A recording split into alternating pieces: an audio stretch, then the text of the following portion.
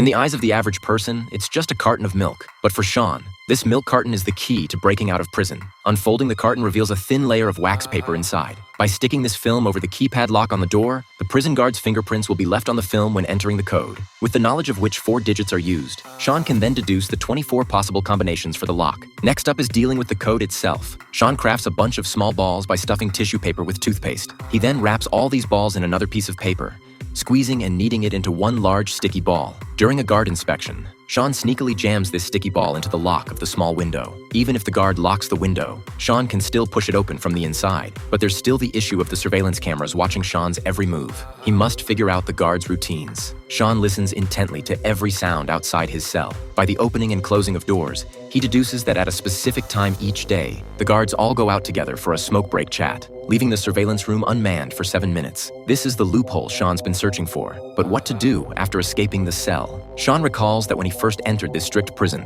he noticed a weak point, the fire station near the solitary confinement cells. So Sean purposely starts a fight to get himself thrown into solitary, where he can carefully observe everything. With all the prep work done, it's time for Sean to make his move. He takes advantage of the guard's smoke break to unlock the code and get out. Then, using the ventilation ducts, Sean successfully makes his way to the adjacent fire station. There, he changes into a firefighter uniform to disguise himself. At this moment, 2 guards are still smoking on the roof. Sean's accomplice intentionally sets off a car explosion in the nearby parking lot, drawing out the fire department next door. Sean, having hidden under a car beforehand, goes completely unnoticed by everyone rushing to put out the fire. Just like that, Sean successfully escapes prison right under the guards' noses. It turns out Sean is actually a special agent tasked with testing the security of major prisons nationwide. Each time, he enters a prison as an inmate, identifies the loopholes, and helps reduce the chances of real inmates escaping. One day, Sean is approached by a man named Namamar who wants Sean to test his private prison. Sean is reluctant at first, but the man offers triple the usual pay. As always, Sean's partner sets him up with a new identity and an evac code,